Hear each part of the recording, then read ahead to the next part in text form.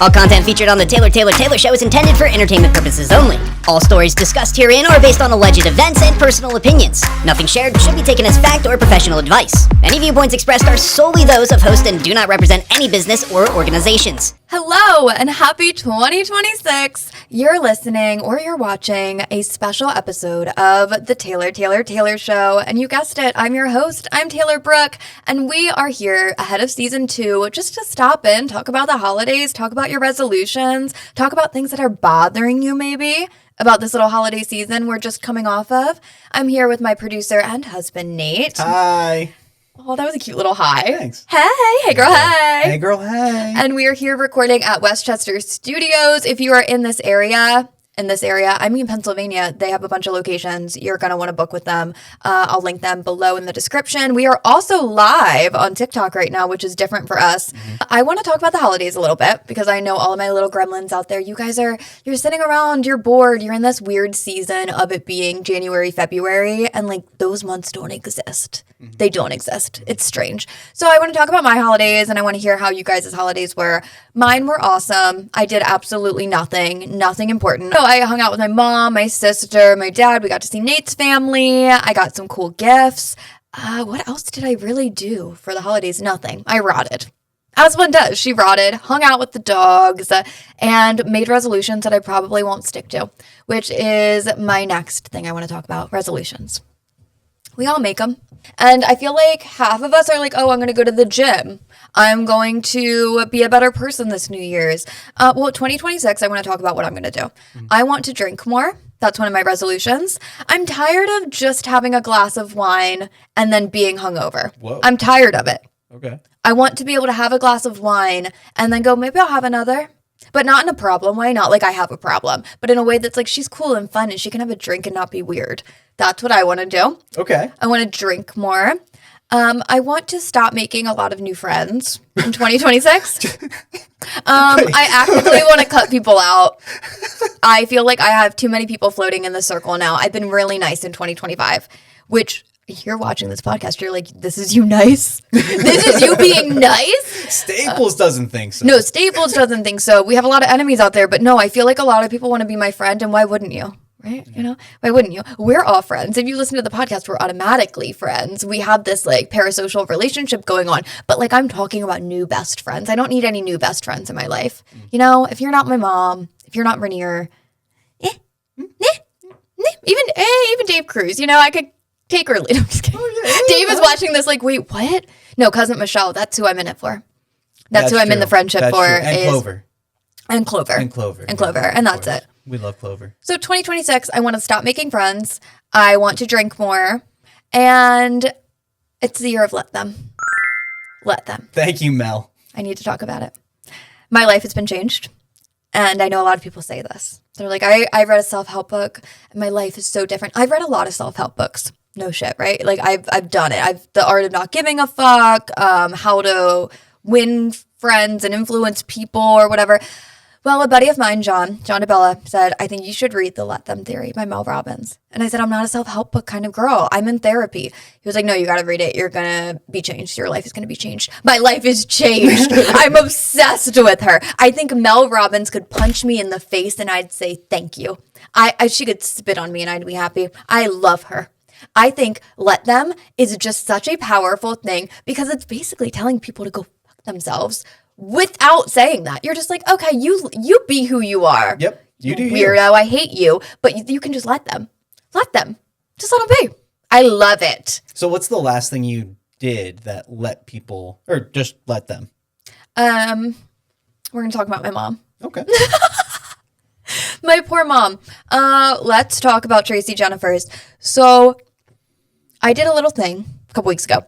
I went to a mall, which I'm obsessed recently with the idea of a mall. I love the idea of old school fun. Like if it's a mall, a bowling alley, like roller skating, like there's something nostalgic and fun about the mall, like walking around the mall. So I did this themed photo shoot for season 2 of the podcast, and I wanted it to be Miss Maisel adjacent. So if you've seen The Marvelous Miss Maisel, she worked at this perfume counter in a department store for a while in the series. And I thought I wanted to like dress up in an old fur, PETA, get off my shit, I wanted to dress up in an old fur. I wanted to have the time of my life, some old vintage gloves, and I wanted to walk around the mall dressed up, and it almost looked like a 1950s, 60s, 70s, like old-fashioned department store ad. So I go to the local Boscov's, as one does, and there's this young girl, and she's probably a seasonal employee, and I say, excuse me, I'm going to stand behind the perfume counter because I'm doing this photo shoot, and I just need you to nod and say, you can do that. To which she went, you can do that.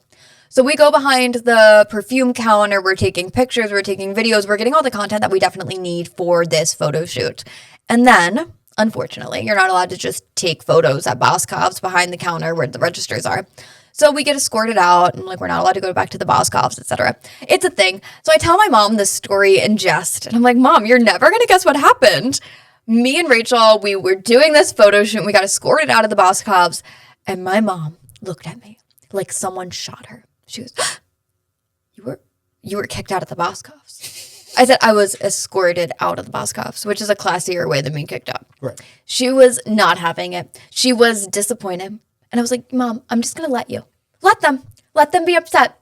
She was upset about the fact that I got escorted out of the Boscov's because she's like, that's your reputation. I said, I'm trying to get arrested. I've been trying to get arrested for the past year. I want the mugshot for the merch. She was like, that's not going to work because they'll just put you in mall jail. Will they? Really a thing? I don't know. Is it?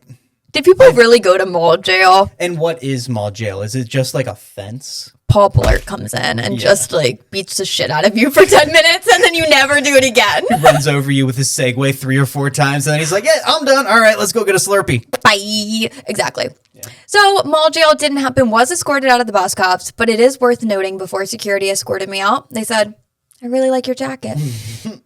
And I said, thank you. It's real fur. I want to talk about the male loneliness epidemic too in 2026. And this is why I don't think it exists. Men are all over the place saying, we're lonely. Girls don't want to hang out anymore. Girls have too much self-worth, allegedly. That's what I think goes through their minds. But men are lonely. They're talking about it on the internet. I don't believe that's true, and this is why. If you look on Sundays at a football stadium, you see 50,000 people, and I'd say 80% of them are men. Aren't you all hanging out together? How are you fucking lonely? You're there. That's true. You're there. You're watching other men tackle each other for money. Yeah. And you're lonely.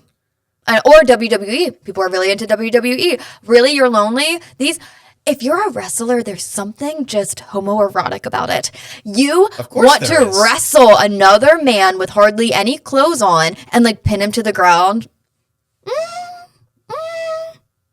Little homo. Let's keep in mind, these are all male models that just transitioned into another entertainment form. Of them are just male models and bodybuilders and like former stuntmen. It's like when you think about wrestling teams in high school and college too. Sure. I would have never dated anyone on a wrestling team because you obviously like to touch other men really closely.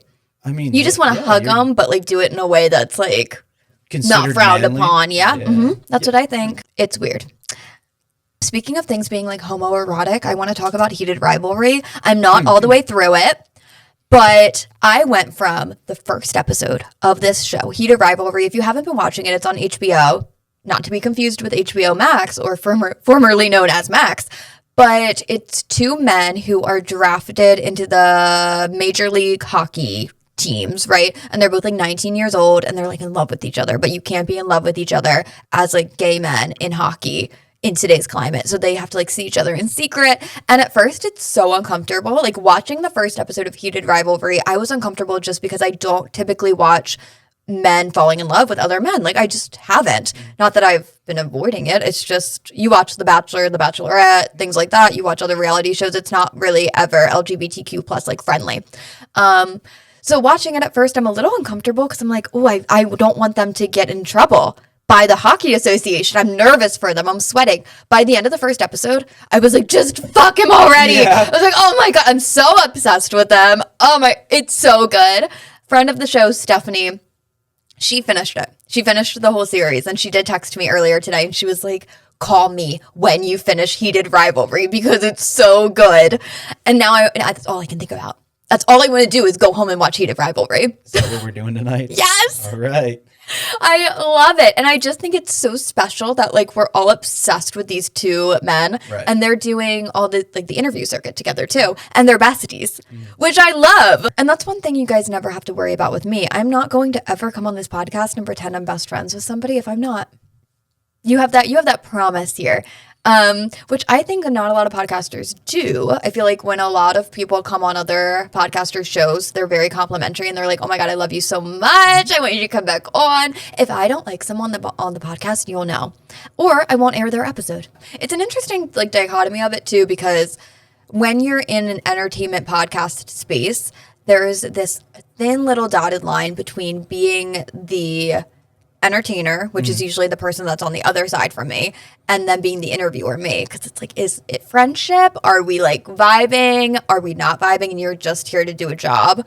But then we have instances, and do I want to say? I'm gonna say, because I can even take it out, but we're live, so we got to the Taylor show, got to hang out with some of our favorite people, like friends of the show.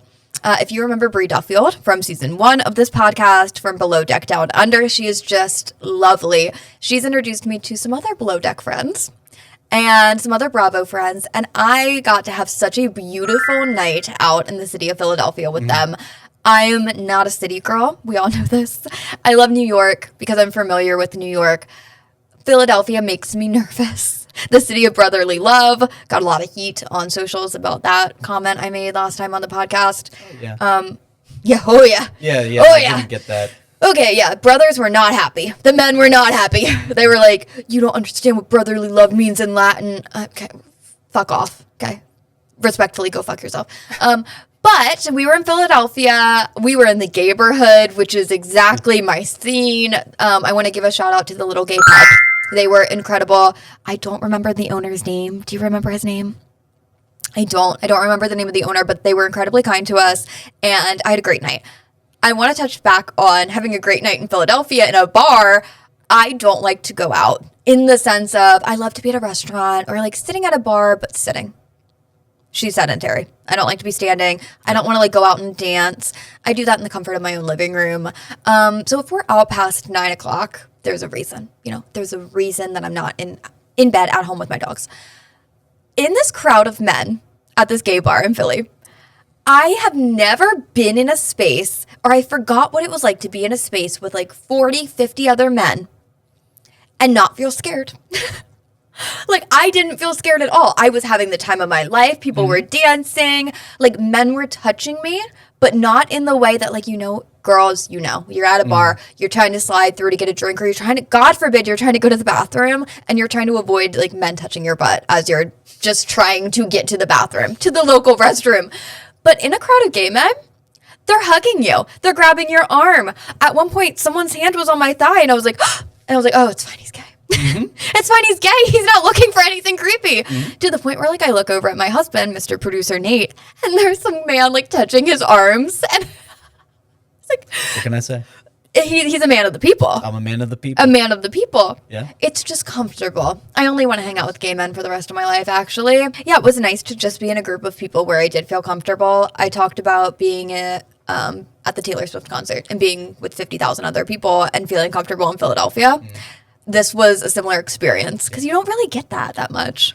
We're going to talk about Alex Earl because her and Braxton Berrios are broken up. And that's a big thing that happened in my winter break. And I just need to talk about it. I need to get it out. She's too good for him anyway. And no one knew who Braxton Berrios was before they dated. Oh, good. Nate's quiet.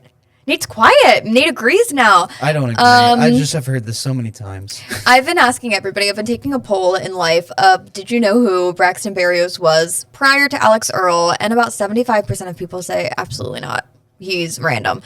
But something even more random than Braxton Berrios is her getting close with Tom Brady. He deflated balls. And you're going to get, no, weird. Hate list in football, Aaron Rodgers. I'm too short, but if I could go all the way to the ceiling, it would go there. And then Tom Brady. Like, I hate both of them so much. They're just gross. Ugh. So why is it gross that he's, like, getting on with Alex Earl then? Because Tom Brady is, like, one of those things, like, you know how stink bugs don't die? Okay. Yeah. Like, and then when they die, they still smell. That's Tom Brady. You know? Interesting. Football players I see as objects. Tom Brady, he's a stink bug. Travis Kelce, he's one of those cigarettes that, like, when you smoke it and then you crack it and it becomes a menthol. Oh my That's God. what Travis Kelce reminds me of. A menthol cigarette, but the cracking ones. A Camel Crush. Camel Crush. Yes, a Camel Crush. Yeah, Travis Kelce's a Camel Crush. And then when I think of Jason Kelce, I think of a little pocket mirror. I don't know why. A pocket. You don't think of a No, just a little maple? pocket mirror. No, not a Japanese maple. Okay. I don't think of Jason Kelce that way. I was going to say unfortunately, but like pretty fortunately, I think. I just heard that they have Japanese maples in their backyard. Oh, that's right, why I was right. Okay, mentioning understood. That, but that's, you know, wherever your head is. My head is where the redwood trees are. In the gutter. In the gutter. We're going to talk about Taylor Swift. You brought her up. Anderson Cooper sang the lyrics to Wood on New Year's. Is it still New Year's Rockin' Eve? Maybe? Question mark? I don't know. But him reciting the lyrics to Taylor Swift's Wood, a couple of drinks deep, was incredible and everything I needed to start my 2026. And wasn't it a dramatic reading too? It was supposed to be a dramatic reading, and he was choking on his words. It was so funny. Well, he was about 6 shots deep at that point. Yes. Those men drink. They do drink. That's impressive. The way that Anderson Cooper and Andy Cohen can drink, amazing. And the fact that they do it on live broadcast TV. Andy Cohen in a puffer jacket. I just want to say, Andy Cohen, you've never looked better. Pull it the off. Puffer jacket, loved. I loved it. Everyone's into the puffer jackets because of Lily Allen. Like, she's really made it popular. If you haven't listened to West End Girl, go do it. It's like the best album of last year, I think. And that's even saying that Life of a Showgirl's up there. I love Life of a Showgirl. Incredible. Lily Allen's album might have been better in terms of lyrically.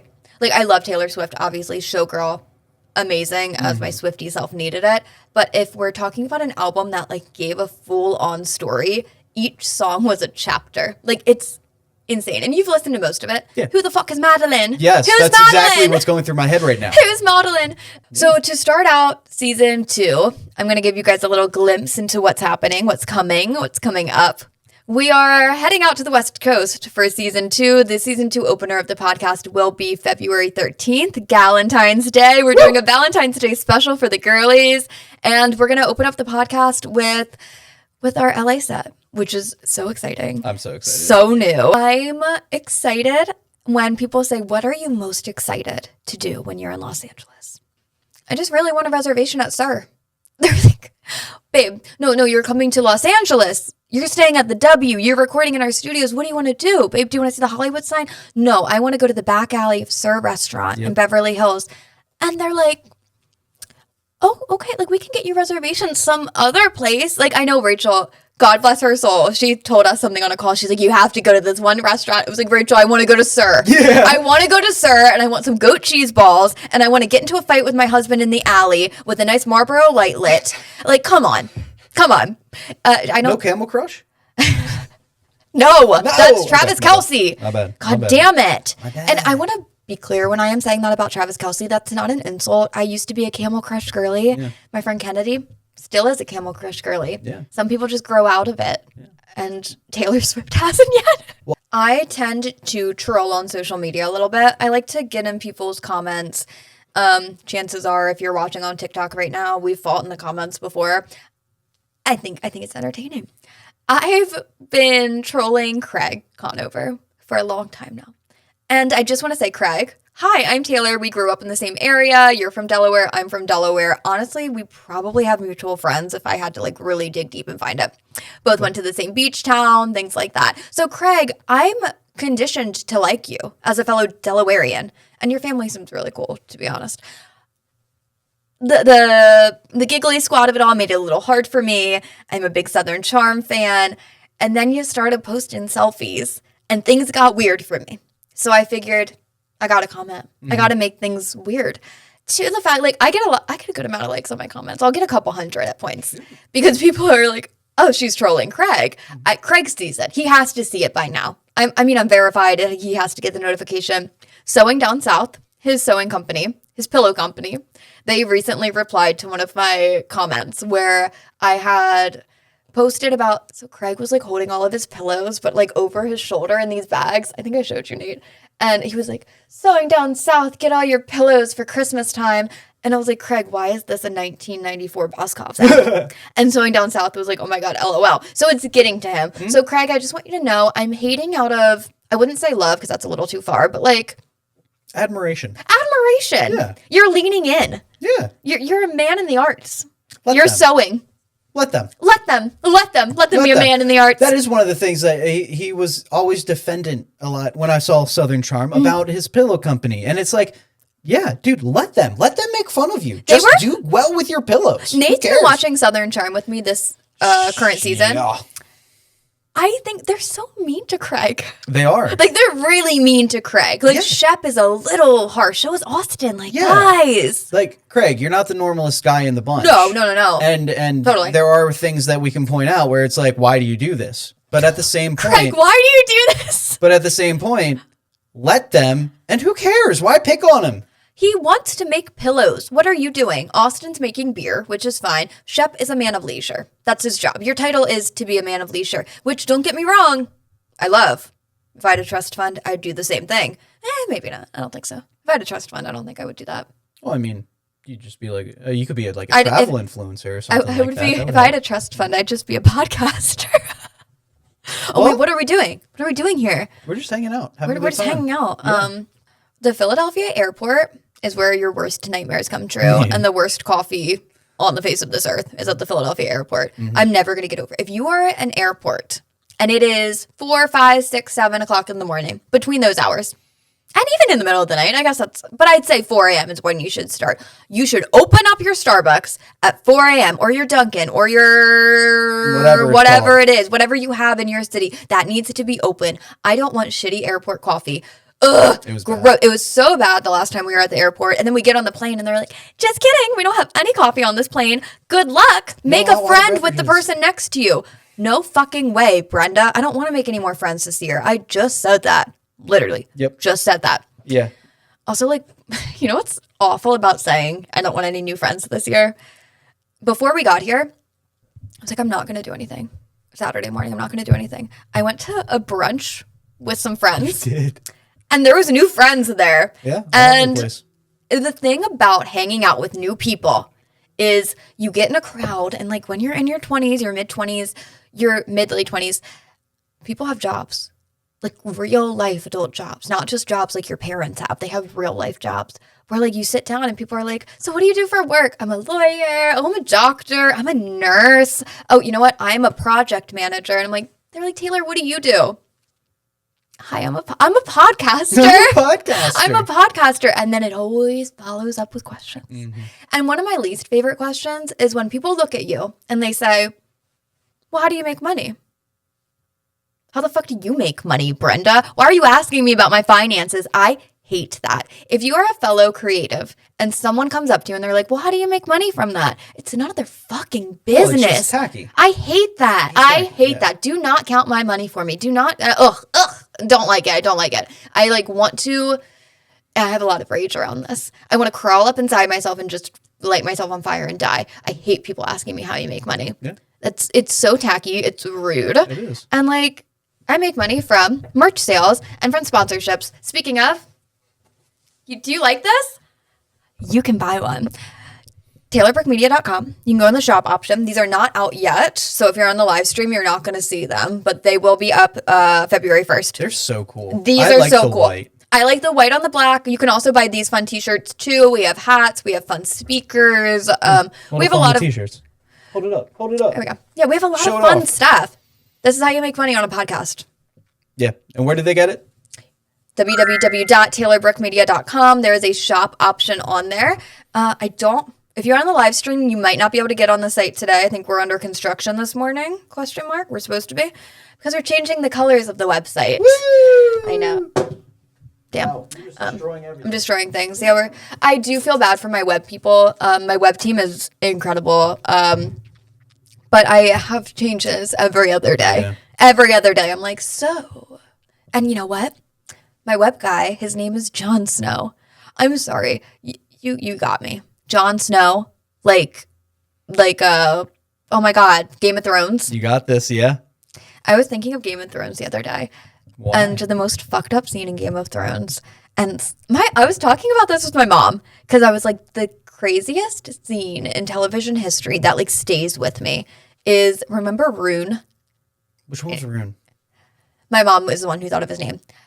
In Game of Thrones, this man Rune was put in this room. All these prostitutes came in and got him all excited, and then they cut off his man parts. Oh. And that stuck with right? me. Greyjoy.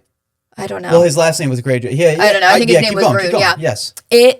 For some reason that stuck with me. Yeah. And like I've seen it on TikTok a couple times like since then. Like it's like making a resurgence. And I just thought, how did I watch that and just like be okay? Ugh. Well, the worst part was the scene right after it where they just, all you see is him cutting into a sausage that had been cooked and then eating it. And you're thinking, is it? It wasn't. No. At least he said it wasn't. I don't really trust him on that one, but more power to you. I love men and women's spaces, aka the kitchen. I cook all the time.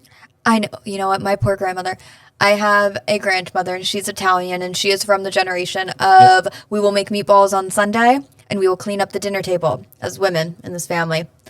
And we were at Christmas dinner and I looked at my mom, God bless her, and I was like, I don't cook. And she was like, Taylor, don't say that. And I was like, no, Mom, I'm like, I don't cook. I mean, I cook pasta and sauce maybe once every couple months.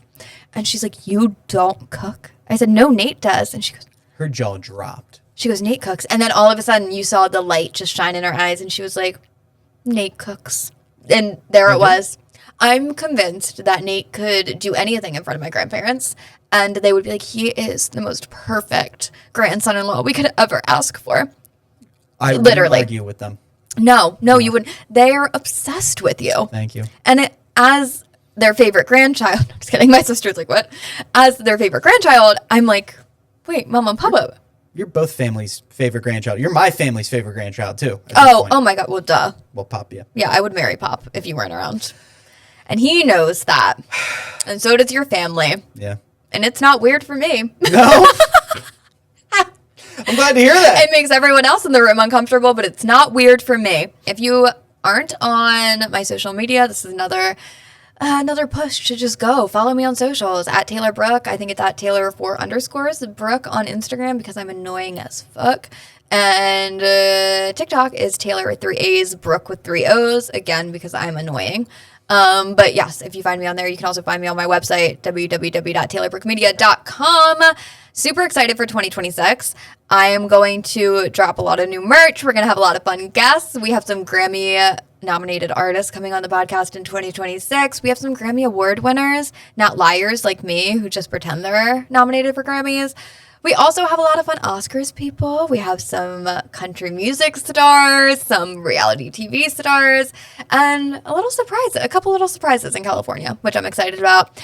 If you are a woman-owned brand and you're a small business, or maybe you're not a small business and you're a massive corp, but you're still woman-owned, I want you to give me a shout. Bookings at taylorbrookmedia.com or Nate at taylorbrookmedia.com. In season 2 of the Taylor Show, at the end of each episode, I'm highlighting a small woman-owned business for you guys to shop. If I have a special discount code, you'll get that here. I want us to support and uplift one another. Additionally, to that, the newsletter that comes out every Friday, that means you're a member of the Gremlins, get it? Gremden. Okay, so if you subscribe to that, which you can also do on my website, you'll get different discount codes for small women-owned businesses. Also, some larger brands that have partnered with us, you'll get discount codes for that too. And then we show what we're watching, what we're obsessed with, and just a note from me to you. So make sure to subscribe to that. Give my web team a little bit more work because, they love that. And if you're not following Westchester Studios, please go do so on Instagram, Facebook, TikTok. You know me, they'll be linked right down here. And if you're a new friend, hi, welcome. It's 2026 and you're listening and watching the Taylor Show, and we can't wait to welcome you into our dysfunctional little fucked up family. Bye, guys.